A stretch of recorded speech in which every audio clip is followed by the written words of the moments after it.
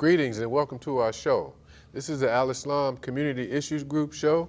We have a very, very powerful session for you today. I'll be your host, Brother Benjamin Shabazz, and I want to introduce our guest. To my right is Brother Chris Smith. How you doing, brother? I'm fine, thank you, sir. All right. To my left is Brother and Dr. Donald Felder. How you doing? Wonderful. All right. So we want to get right into the show because we got a lot of ground that we want to cover. We, all three of us, are members of a group called the Men of the Middle Passage. And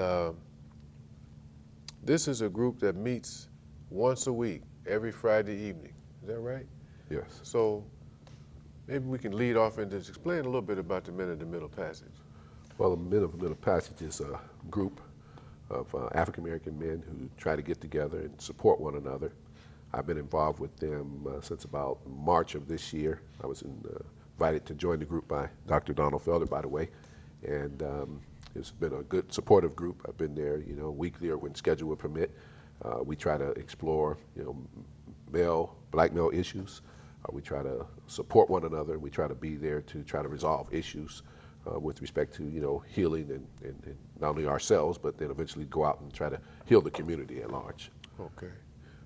Brother Dr. Felder, would you like to comment on the Men of the Sure. Middle Passage? Let me add that I've been involved now for about 4 years, and at the beginning it was an understanding that we needed a safe place to come together to be able to talk about what happened during the week. Because, we have lots of issues that seem to affect us based on the structures that we work in, that we live in, that we have to navigate. And sometimes we call it microaggression, right? And so having what I call that safe place to sit in a circle, talk about what's going on and have other brothers give a perspective of how you might address that the following week has really been a source of strength for me. Okay. So we meet every Friday. Every Friday. At what time? 6 o'clock. And we leave at 8 o'clock. Supposedly.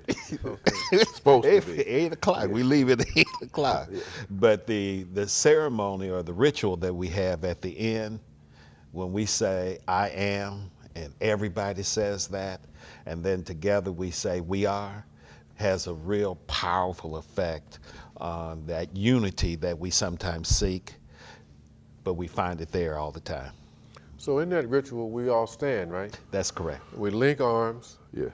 And we have a big circle, and when this starts off, I am, I am, I am, I am, I am. We are. Yes. Yeah, it's powerful. It's powerful. Yeah, Now, and if I could add to that, see, what I think is happening is that women have all kind of places to go. Magazines, TV shows, other women. Men rarely have an opportunity to get with other men to discuss our issues. In this place, we are able to do that. Yeah. Now think about this one word, vulnerability. right. And I have never been to a place where men felt safe to cry. Now that's the power of being together, when we can allow our emotions to be seen by others and not let the ego get in the way of sharing those stories that cause disease, that cause mental anguish.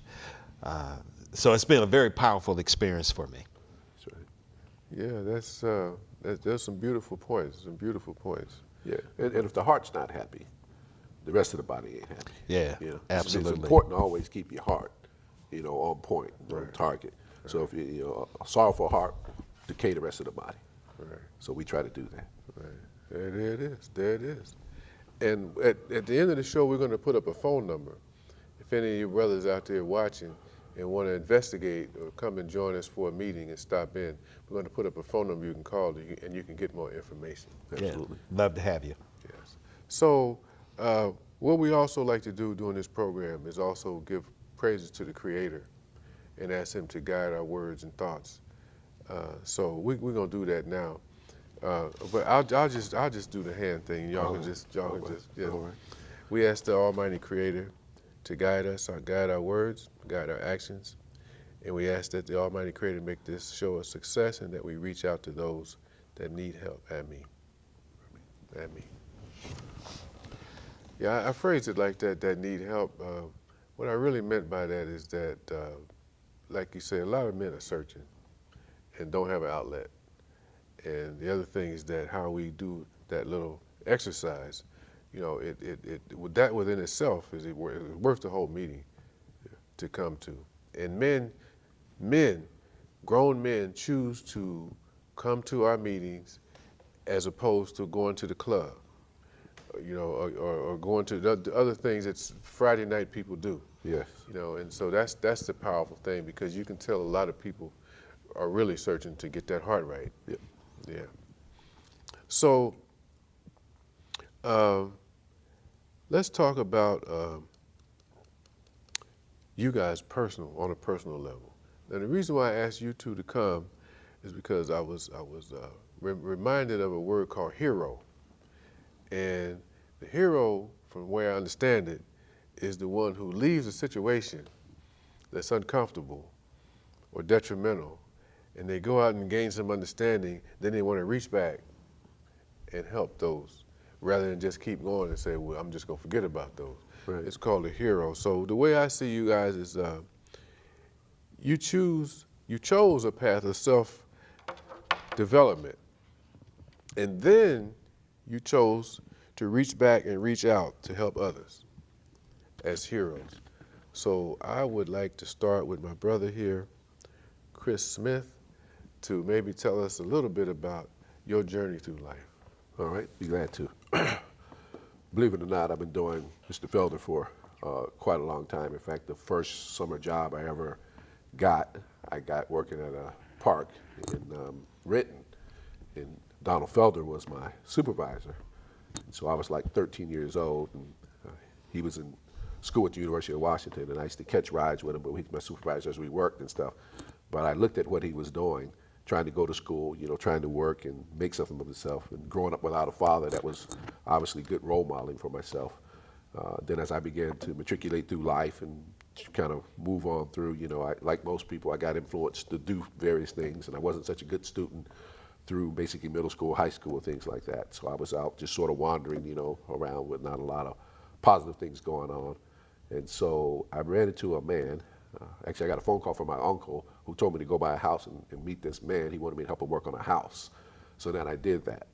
And little did I know that the man that I had just got exposed to, his name was Al James, and he was a very shrewd kind of businessman. And so he asked me would I be willing to come over there and help him work on this house. And I looked at the house and I go, this house? This house was shot. It was raggedy inside and outside. It had no walls inside of it. You know, all the sheetrock was torn out. This house was totally gutted. And so I said, okay, I wasn't doing nothing else. I was about 18, so I showed up there the next day. So the man put me to work, and he started checking me out, my temperament, my behavior, stuff like that. I didn't know he was doing all this assessing of me. And so after I worked with him for several months, he came and he says, you know, son, you're too young to be out here, you know, working like this. He said, go to school and be an engineer. Well, literally, he knew I hated school. It was the last thing I ever wanted to be involved with was school and education and things of this nature. So I continued to work with him about 4 or 5 months or so, and then I was working in this house by myself. And this man stressed all the time safety. And so I saw a board on the floor with a nail in it.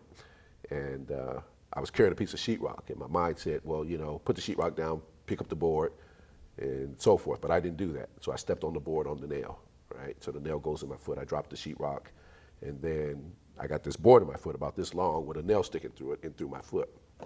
So no cell phones in those days, so I had to hobble to my car, and I drove to the hospital.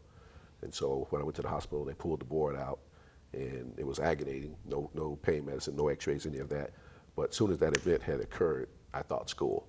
So as soon as I got that nail out of my foot, I went up to Seattle Central Community College, and I registered to go to school. And the unfortunate thing was, when I got in there, they just don't let you in school. They test you. So they tested me out. I was doing 3rd grade math. I had reading, writing, comprehension of a 5th and 6th grader. And my grades were so low that they said there was no classes for me to attend in the building, so I had to start outside in the portables.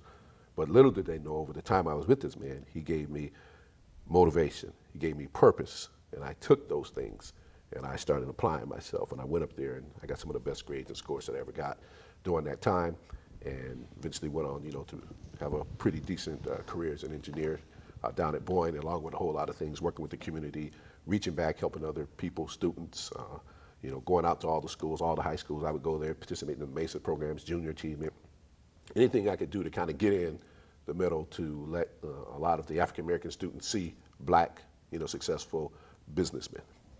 So so how long did it take you to get through school? 6 years. And that's was that a regular program? Or was that? No, usually an engineering program is about 5 years, but because my grades were so far down, it took me a whole bunch of years just to catch up. Right. But I was taking 16 and 20 credit quarters every quarter, just because I wanted to get this thing done. I was trying to speed it up and get it moving. So it took me 6 years. So wow, that's a feat, man. So you graduated with what kind of degree? Electrical engineering. Electrical engineering. Yes. And you went to work for who? The Boeing company. Okay. All right. Let's stop right here. Let's go on, Dr. Felder. Tell us a little bit about your personal development. Well, it's similar to Mr. Smith over there, but I want to say that working with him when he was a little youngster and I was a young man was probably an eye-opener, because that's when I discovered that I wanted to work with children. What's really interesting about my experience, which is similar to yours, is that I was a quiet one when I was in elementary and middle school. And my best friend, T.J. Vassar, bless his soul, who is no longer with us, was someone that I always wanted to be like. Because I remember when he went to Lakeside School to get educated, and I so bad wanted to go too, but I wasn't chosen. And so I always had this feeling that I wasn't smart enough. I had this feeling that I didn't deserve some of these opportunities that kind of laid before me. So when I went to high school, I just did what everybody else was doing, drinking, smoking, clowning, and trying to get in trouble, because I found it fun to be in trouble without my mom knowing. It wasn't my mom to know I was doing all this stuff. So I have my old report card, and I use it as an artifact to show children my past, because there's purpose in showing them my past as it compares to my dissertation that I wrote. Because if you looked at that report card, you wouldn't think that I could write. If you looked at that report card, you wouldn't think that I could think. If you looked at my report card, you wouldn't believe that I could get along with folks. And so when I went to college, leaving high school, I would say I was still my little crazy self, doing things that I knew I shouldn't have been doing. Matter of fact, I remember stealing a bicycle and getting caught. And that was an eye-opener for me, because I was sitting up there in that jail cell, and you know how they give you one phone call, and you know who had to make that phone call too? That was Mother.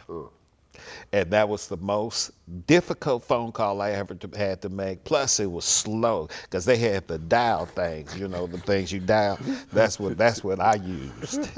and eventually, the phone. Eventually, the phone rang, and who got on the phone? My mom. And I had to say, I'm in jail. And so that moment said to me that I needed to do something different. But I didn't know what that was until I was a junior in college. And the matter of fact, there was two things that were significant. Because my grades were so low, I received a letter from Uncle Sam saying, "You want to go to Vietnam?" And I said, "Oh, really? Really now?" And so it seemed like this little miracle happened when I ran into a Mexican who happened to be a math teacher. And he saw something in me that I could not see in myself. And for whatever reason, just like with you, he adopted me and said, "I want to help you get through college." And so in my mind, for what? Nobody else has ever done that, right? Right. So, but he was determined, and in the process, he used to have me stand up before the class and teach math. And again, if you look at my report card, you would say, oh, Lord, have mercy. Why is he standing up here teaching math? Have mercy. You say, I was saying that too, have mercy. But nevertheless, I got through it. And what became very important in that whole process is that I learned that I could become smart. And in that process, I also figured out that I had to sacrifice for things that I wanted. And then I met my wife, believe it or not, back then, and that was probably a good thing because she didn't believe in all that weed smoking and drinking alcohol and all that kind of stuff. So I lost all the friends who were corrupting my mind. Yeah. And so when my friends left, so did the alcohol, so did the weed, and then I got on this path where it was straight and narrow, and I was really clear about my purpose, which led to me enrolling into a teacher corps program, which led me to being surrounded with some of the greatest teachers that I could ever imagine, who once again adopted me because they believed that I could be a great teacher. So in that journey of mine, I eventually decided that I wanted to work with children who were involved in the justice system. So not only did I teach for 5 years in the juvenile justice system, but eventually I became the principal of the school in which I was managing programs of children who were just like me. So when you talk about hero, in my case, I went out there and figured out that I could in fact be smart, but my mission was to take care of the children who sometimes didn't have opportunity. And so even today, now I'm all retired up, but I still go wander into some of these schools to advocate for the children that sometimes don't have voices or sometimes are invisible to the teachers who stand before them. That's the word, invisible too. So, Dr. Felder, now, let's talk about you getting your PhD now. Mm-hmm. PhD. Now, what did you get your doctor's in? Education. Okay. Yeah. And once again, I had, there was a young lady, you know, as you ask these questions, it makes me reflect and say, now, I had some people who were in my life a short period of time, and some folks came into my life who were with me for 5, 6, 7, 8 years to help me get through the challenges that I encountered to eventually get that PhD. And one aspect of that journey is that when I decided to be vulnerable again and open up, I had folks who didn't look like me, didn't have my skin color, but folks who said, I'm gonna help you get through this process so that you have that PhD. And even after I got that PhD and I walked the stage and my mom was with me, my cousin was there, and other folks who were proud of this moment. I mean, it took almost a year for me to honestly believe I had a PhD.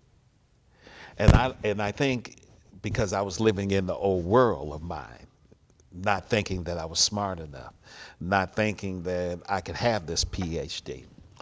And so when you say, Dr. Felder, it's affirming that you are smart enough. And that's a story that I'm telling you that I often don't tell. Is that when you become vulnerable, people come into your lives when you state what you want. And when it becomes important to you, then it becomes important for others. And little miracles start to happen that allows you to walk the land of trouble, that brings you to your destiny. Yep. So part of my process now is to, when you talk about giving back, is to continuously question why our black children are not being educated in these schools. Why is it that And you know, and I think about when I came through school, right? When I was over there in the central area, and all the black folks in the central area went to the same school. Yes. But I can't think of one black child, one friend of mine who couldn't read.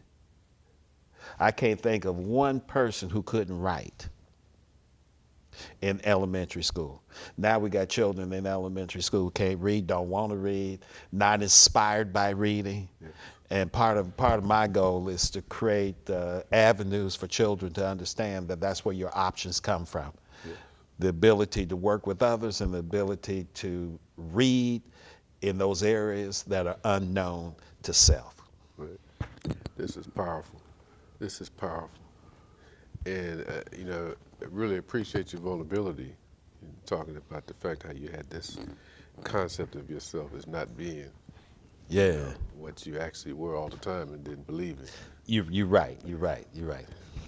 I want to interject something here. We had a gentleman on the show who was the chaplain, the Muslim chaplain at Fort Lewis now. Okay. Fort Lewis McChord Air Force Base. Yes, sir. But he's not just the Muslim chaplain for Muslims, he's the division chaplain. Big time dude, right? Yeah. So I had a chance to meet him and did a show with him. And he's got 2 PhDs, 4 master's degrees. He's hot. He's hot, man.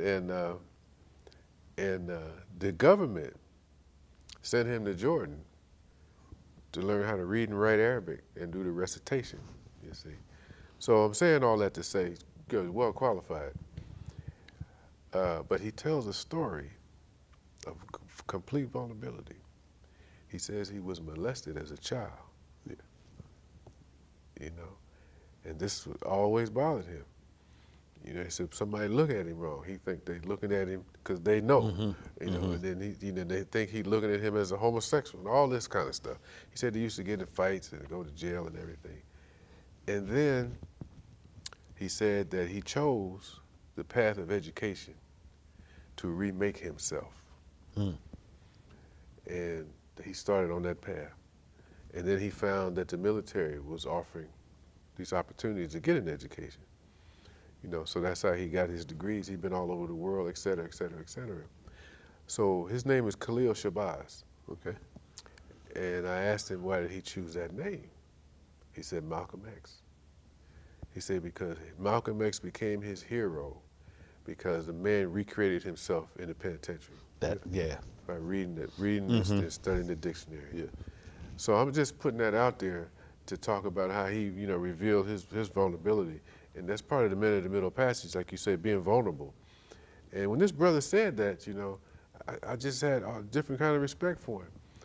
You know, because who's going to stand up and say that? Yeah. You know, he said that he's talking on TV now, you know, to say that, but he gave a lot of help just through him saying it to a lot of people who had that problem. Yeah. Yeah. You know, I go to Monroe every once in a while to talk to the young men who are in prison. And one aspect that I always walk away with is the notion that when one becomes stable, they bloom. And so when I think about what goes on in our schools, for example, and think about the impact of poverty, for example, you create this instability that exists not only on the inside, but where one lays their head. And we ask ourselves the question, well, how do we help these children bloom, become the best of who they naturally should be, when in fact their life is in chaos? And then when you have school settings where the structure is chaos, then you have this pathway to prison that people now talk about. So the ideal is twofold. One, to do work in the community a very specific way. And the second is to put structure in the school and a belief that all children, and our children in particular, are just as bright as all those who sit in those segregated classes, apart from the black children who are across the hall. So it's So my thinking is as long as we have individuals who are in position to maintain the school to serve the privileged few, then we will always have this prison system for the children of color. So there's not only some actions that we need to take, but those actions have to be preceded by a belief that they're worthy. Absolutely. That's a whole show right there. That's a whole show. But as we're on 26 minutes, we got, say, 2 minutes to wrap this first show up. So, Brother Chris, I'm gonna start with you. What advice do you have to our young people and our elders? I'd say to our young people, depending on where you are in life, don't give up. Keep fighting, keep pushing. If you can believe it, I believe you can achieve it. And as Dr. Felder had said, I mean, when you say to yourself, this is what I want to do, I believe that, God will put certain people in your path to help you to get there. All right, what about our elders? Oh, and our elders, they're there, they've gone before us, they've paved the way, and I believe we should do all we can to help them be stable and to maintain them and to support them as well in the community and at large. Yes, sir. Dr. Felder, the closing remarks, advice to our young people and our elders. Let me start with the elders. Currently, we take young folks from Orca Middle School to the Esperanza House to meet with the residents of individuals who are elders. And you know how we sometimes talk about baby children? I'm watching those baby children become scholars when they're in the presence of elders.